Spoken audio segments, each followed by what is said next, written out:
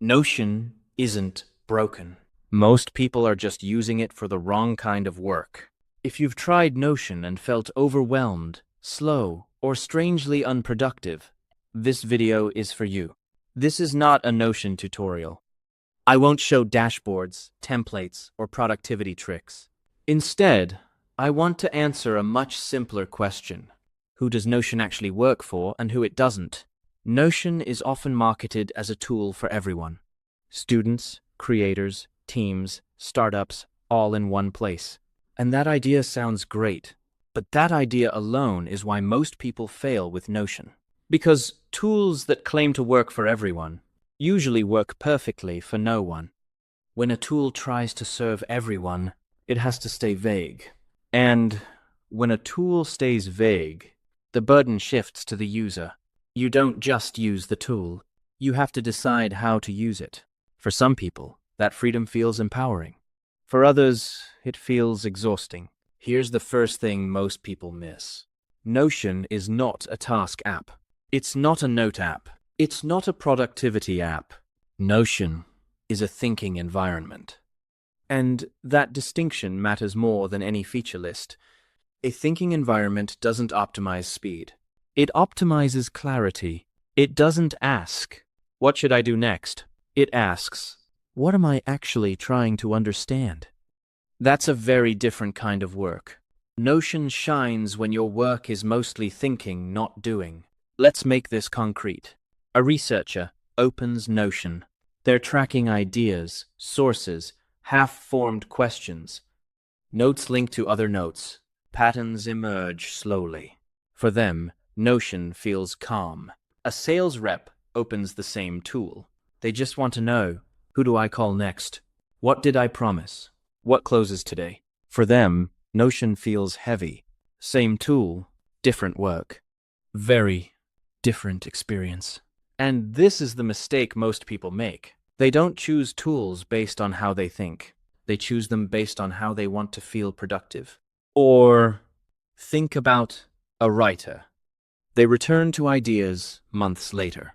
They care about context, why something mattered, how one thought led to another. Notion remembers that story for them. Now, imagine customer support. Every task is urgent. Every message needs a response. Speed matters more than reflection. In that world, slowing down isn't clarity. It's friction. If your job is about producing clear output from messy information, research, writing, planning, strategy, knowledge work, Notion makes sense. Because Notion is built around relationships. Relationships between notes, between projects, between ideas over time. If your work creates connections, Notion amplifies that. When you return to an idea weeks later, Notion helps you remember why it mattered. Not just what you wrote, but how it connects to everything else you were thinking about at the time. That's where its real power lives. But this also explains why Notion feels heavy to many people. Because thinking is heavy. Clarity takes time. And Notion doesn't try to hide that cost. This brings us to the second group Notion works well for. People who are willing to design systems. Notion is not ready out of the box. And that's not a flaw. Most tools give you a workflow. Notion gives you a blank space. A blank space forces you to ask uncomfortable questions. What matters? What doesn't? What do I actually want to keep track of? If you're willing to answer those questions, Notion becomes powerful. If you're not, it becomes overwhelming. It assumes you know how you work, or at least that you're willing to find out. If you enjoy slowly shaping your own system, Notion gives you that freedom. But if you hate thinking about structure, Notion will feel like friction. And that friction is intentional. Now let's talk about speed. Notion is not fast, and that's not a bug. It's designed to slow you down, just enough to make you think. Fast tools are great for action. Slow tools are better for decisions. Notion sits firmly in the second category. If your work benefits from reflection, Notion helps. If your work demands immediacy, Notion gets in the way. That's powerful. But only if your work benefits from reflection. if you need quick capture, instant action, or zero resistance, Notion is probably the wrong tool. This is where most people go wrong. They try to use Notion to fix a broken workflow. But Notion doesn't fix workflows. It exposes them. And exposure can feel uncomfortable.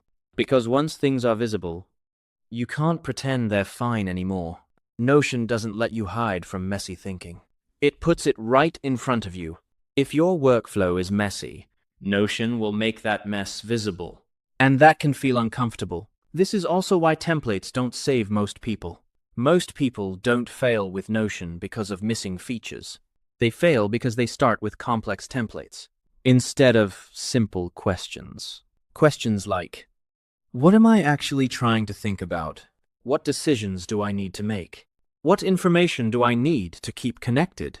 Until those questions are answered, no template will help. More structure without clarity just creates more noise. Without those answers, more structure just means more confusion. So here's the signal beneath all the noise. Notion is powerful if your work is complex, connected, and long-term. If your work is simple, fast, or action-driven, Notion is probably a bad idea. And that's not a failure. That's clarity. If after this you still think Notion fits your work, I'll leave a link below. And if it doesn't, that's perfectly fine. This channel is about choosing tools that fit how you think, not what's trending. Signal over noise.